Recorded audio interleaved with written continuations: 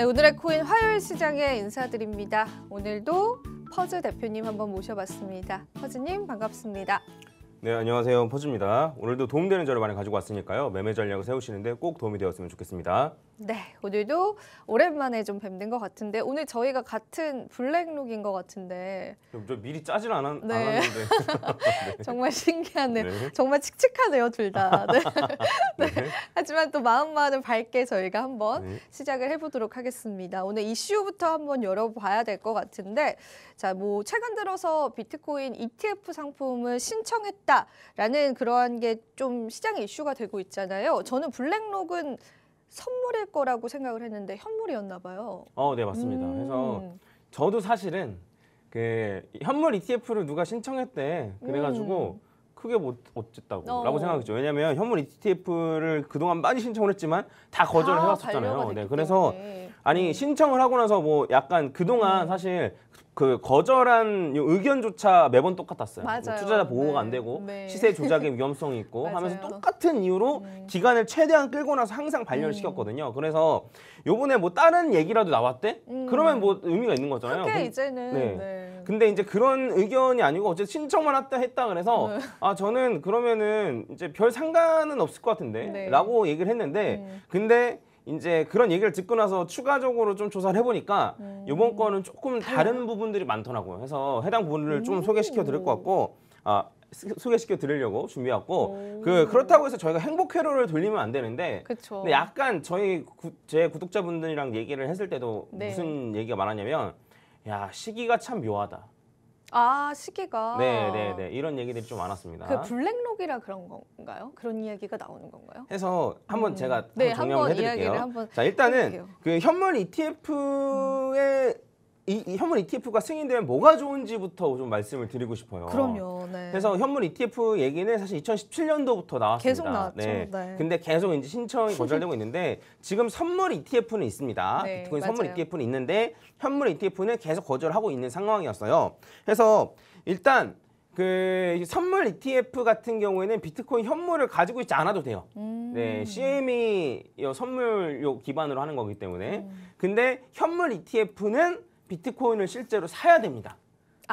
네, 사야지만 그 상품을 운영할 수가 있어요. 그 회사에서. 네. 그래서 그러면 어쨌든 현물 ETF가 승인이 되면은 실제로 비트코인을 매수하는 효과가 일어나는 거예요. 기관 투자자들 매집이 들어오겠네요. 네, 그렇죠. 그렇기도 하고 주식 어플이 깔려 있는 사람들은 무조건 다 살 수 있는 거예요. 지금 이제 주식 어플로도 이제 유동성이 엄청나겠네요. 그렇죠. 그래서 주식 어플로도 이제 무조건 요 ETF 상품 우리 구매할 수 있잖아요. 주식 구매하듯이. 그러니까. 네, 그래서 그런 식으로 구매할 수도 있고 너무 호재다, 너무 호재. 네.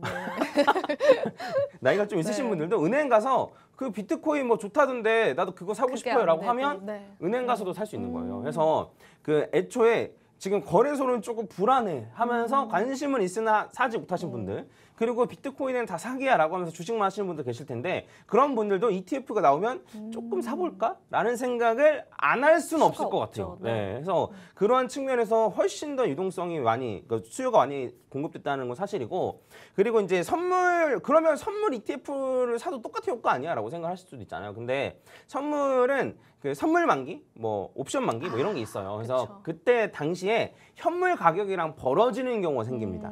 네, 그래서 내가 산 현물 비트코인 올라갔는데 내가 이제 산 선물 ETF 같은 경우 떨어지는 현상들이 가끔씩 일어나요. 그래서 그런 것 때문에 좀 큰 돈을 굴리는 곳에서는 좀 선호하진 않습니다. 네, 그리고 현물 ETF가 승인되면 아까 전에 말씀하셨던 것처럼 저는 어쨌든 일반 개미이신 분들도 주식하시는 분들도 많이 들어올 거라고 생각을 하는데 그 더 중요한 거는 기관뿐만 아니고 기업들이 많이 들어올 거라고 생각해요. 네. 그래서 요 회사가 이제 현금을 많이 쌓아놓는 회사들이 있어요. 근데 그런 회사들은 그 어쨌든 현금의 가치가 계속 떨어질 거를 고민하거든요. 해서 부동산으로 갖고 있고 주식으로 갖고 있고. 하나의 투자 자산으로 포함이 되는 거죠. 이 포트폴리오 중에 하나로 너무 쉽게 포함이 될 수 있다는 거죠. 네, 맞습니다. 그래서 제가 아시는 분들도 그 현금이 있으면 이 현금의 가치가 계속 떨어지는 거에 대한 고민을 많이 하시더라고요. 그래서 비트코인을 그러면 법인 차원에서 갖고 있을 수는 있냐라고 제가 물어보니까 그거는 우리나라에서 어렵습니다. 저도 이것저것 시도를 해봤는데 국내 거래소에서 가입은 시켜주되 원화 입출금은 시켜주지 않아요. 약간 이런 식으로 법인 가입은 힘들고 그러면 해외에서 미국에서 테슬라나 뭐 마이크 셀러가 갖고 있는 거 뭐냐라고 하면은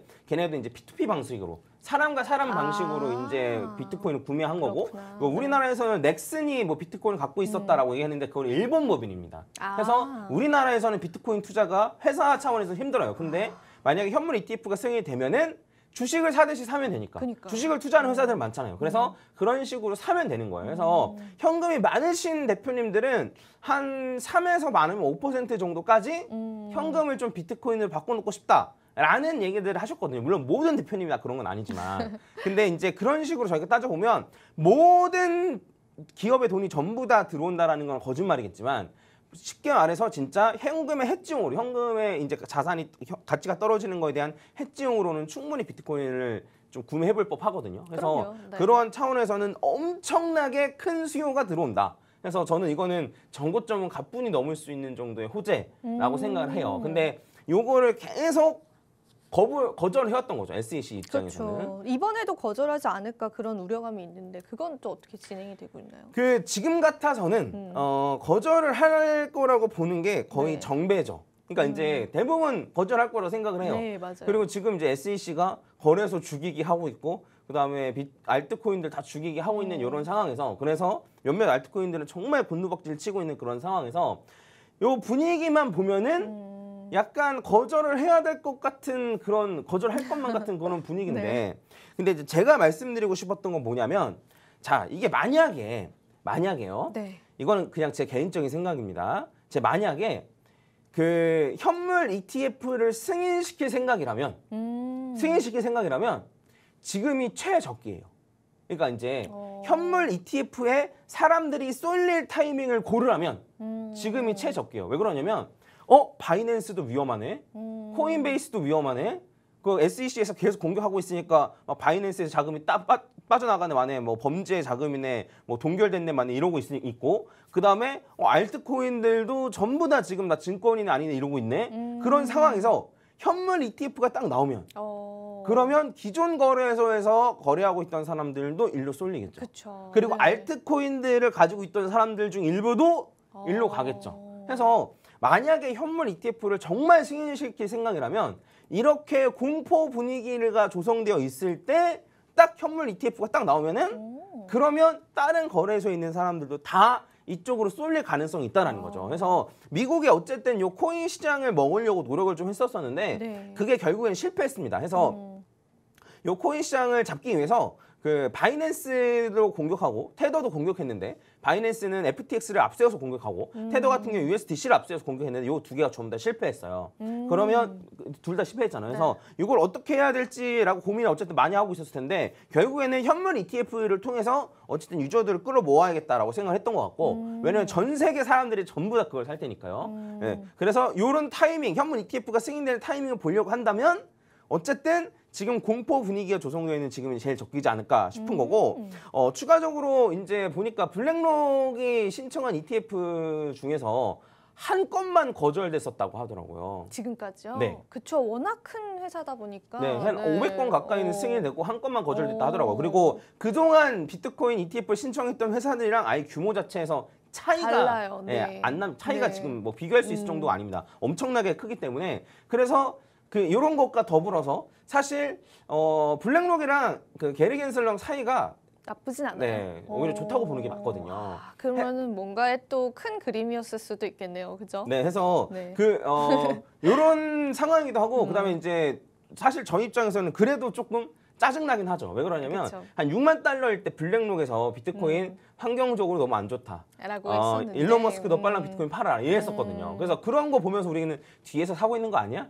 라고 생각했는데 이렇게 가격이 떨어져 있을 때 이렇게 하니까 저희는 어쨌든 뒤통수를 맞는 기분일 수밖에 없긴 하지만 그래도 얄밉긴 해도 어쨌든 승인되는 것 자체는 좀 중요하다. 그리고 아까 전에 말씀드렸던 여러 가지 이슈들 때문에 요번엔 그러니까 는 좀 다른 거 아닌가? 그리고 이제 블랙록이 어쨌든 방법을 찾은 게 아닌가. 예, 해서 그런 얘기들이 좀 많이 있습니다. 그래서 방법을 찾은 거에 대한 얘기가 조금 나오는데 제가 설명을 좀 해드리면 일단은 정확히는 현물 ETF가 아니고 신탁 상품으로 했다는 얘기가 있어요. 네. 그래서 이게 그레이스케일에서 운영하고 있는 게 신탁 상품이거든요. 근데 이제 그레이스케일 같은 경우에는 GBTC를 사면 그걸 GBTC를 다시 그레이스케일한테 돌려주지 못해요. 그래서 현금화를 못 하는데 그 블랙록 같은 경우에는 현금화를 할 수 있는 신탁 상품으로 해서 ETF랑 거의 똑같은 효과. 약간 이런 식으로 약간 우회해서 방법을 찾았던 게 아닌가라는 얘기가 좀 있고, 근데 추가적으로 이제 시세 조작 같은 경우에는 나스닥이랑 협업해서 요 시세 조작을 좀 미연을 방지하겠다 이런 얘기들을 하더라고요. 그래서 이러한 방법들을 통해서 조금 방법을 찾은 게 아닌가 싶기도 하고, 그다음에 추가적으로는 이제 미국에서도 이제 얘기를 하는 거예요. 하원 금융위원장이 너네 현물 ETF 만약에 그 승인해줘, 블랙록 승인해주면 너네 다른 애들은 왜 발견했는지 정확히 말해야 돼. 라고 얘기한 거예요. 그러니까 그동안은 그냥 얼머부리면서 너네 이거 안 돼, 이거 안 돼 하고 그냥 말았는데 이번에는 블랙록이 만약에 된다라고 하면 다른 데는 왜 안 되는지 정확하게 얘기하라는 거예요. 그러면 이게 만약에 정확하게 얘기하면 현물 ETF가 앞으로 우후죽순 계속 승인될 가능성이 있습니다.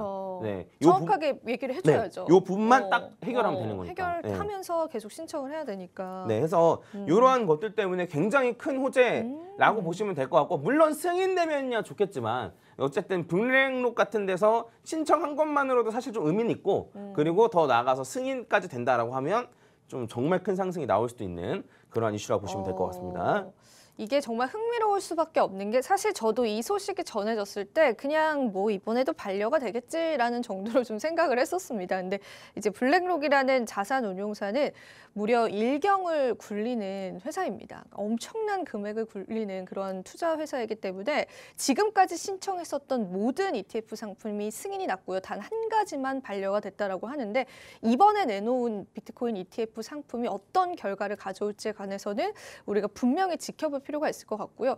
블랙록에서 비트코인 ETF를 신청했다라는 것 자체로도 큰 의미가 있을 것 같습니다. 그러니까 아무리 생각을 해봐도 이렇게 큰 대형 기관도 비트코인 시장이 사라질 것이다라고 생각을 하진 않는 거죠. 다만 이것을 어떻게 우리화시켜서 우리가 이것을 또 하나의 투자 상품으로 만들 수 있을까에 관한 많은 연구를 했던 것으로 보이기 때문에 우리 시장에서는 좀 호재인 것 같고, 사실 이 이슈 때문에 가격도 좀 상승이 일어났었죠, 퍼즈님. 네, 그리고 요거랑 추가적으로 하나 더 겹쳐가지고 이제 바이낸스랑 SEC랑 합의하면서 맞아요, 그런 것도 있었어요. 그게 두 개 겹치면서 참 묘하게 흘러가지 않습니까? 그죠? 뭔가 죽일 듯이 달려들다가 갑자기 합의를 또 너무 빨리 해주기도 하고 참 의중을 모르겠습니다. 네. 근데 약간 SEC가 너무 급하게 이런 공포 분위기를 조성하는 것 같기도 해요. 그래서 요거 또 그 합의한 것도 간단하게 얘기하면은 원래 이제 판사한테 자금 동결해주세요라고 웬만하면 해줍니다. 왜냐하면 1%라도 범죄에 연루될 가능성이 있다라고 하면 일단 동결시켜요. 그런 다음에 그 후에 요게 동결이 적절한 건지 아닌지 심리를 거치는데, 그 심리를 거쳤을 때 판사가 아주 어이가 없었다라는 얘기가 많아요. 그러니까 SEC한테 그럼 바이낸스가 이렇게 했다는 증거가 있어라고 하니까 SEC가 없는데요. 그러니까 정황상만 가지고 하니까 판사가 그러면 뭐야 그냥 빨랑 합의해. 이런 식으로 해가지고 어쨌든 합의가 된 겁니다. 그래서 이걸로 알 수 있는 건 뭐냐면 그 어쨌든 동결이 됐다라고 해서 그러니까 잘 모르는 사람이 들으면은 법원이 바이낸스가 진짜로 범죄를 저질러서 막 동결한 것처럼 느낄 수도 있잖아요. 근데 실제로 그렇진 않고 1%의 가능성으로 있으니까 웬만하면 동결을 일단 시키고 그다음에 심리를 진행해요. 그래서 그런 부분 좀 참고하시면 좋을 것 같고, 해서 그 어쨌든 미국 내에서도 SEC의 이런 게 좀 긍정적으로 보는 사람도 분명히 있겠지만 부정적으로 보는 사람도 꽤 많은 것 같습니다. 이런 행보 자체가. 그래서 이게 이번에 심리에서 잘 드러났다라고 생각을 하고, 추가적으로 어쨌든 바이낸스는 계속 이제 미국에서 거래소 사업을 진행을 하게 된 겁니다. 그래서 그런 상황에서 이제 그 SEC가 이제 고소한 것, 고소한 것에 대한 점유율이 되게 많이 줄었잖아요. 네, 맞습니다. 이 점유율 회복을 할 수 있을까? 그게 좀 관건일 것 같아요. 근데 저는 점유율은 그냥 한순간에 올라갔다 내려갔다 할 수 있을 거라고 생각해요. 이러다가 또 코인베이스에 뭐가 위기가 생기면 오히려 또 옮겨갈 수도 있고. 그래서 그거는 크게 걱정할 건 아닌데 이제 제가 걱정하는 건 뭐냐면 어쨌든 바이낸스 입장에서는 약간 조금 그렇단 말이에요. 그래서 짜증나죠. 네네. 그러니까 그 제가 말하고 싶은 거는 SEC의 눈치를 조금은 볼 것만 같은 그런 느낌? 해서 에이다, 솔라나, 폴리곤을 상폐할 수도 있지 않을까? 바이낸스 US에서만?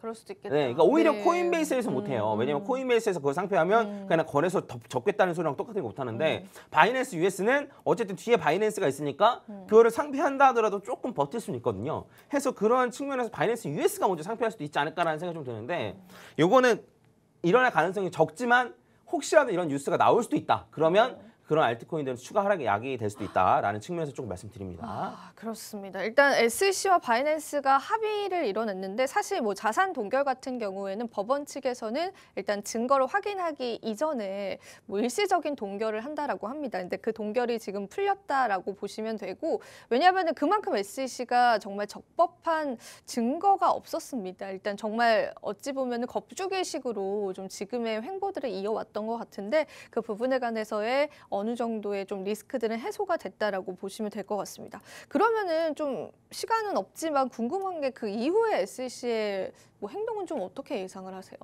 이제는 뭐 CEO 쪽으로 기울여서 좀 공격을 하게 될까요? 아, 뭐 그렇다기보다는 일단은 어떻게든 좀 리플 리플 예. 쪽에 집중을 이제 더 네, 해서 해서 거래소 쪽보다는 그러니까 지금 지금 POS 코인들을 공격한 것도 만약 거래소에서 한 군데라도 상표하면 약간 리플의 수송에 영향을 끼칠 수 있지 않을까라고 생각한 것 같아요. 그래서 우리가 증권을 했는데 거래소 상표했다. 봐라 걔네들도 증권이라 생각한 거 아니냐. 이런 식으로 해서 어쨌든 리플의 판결이 지금은 제일 중요합니다.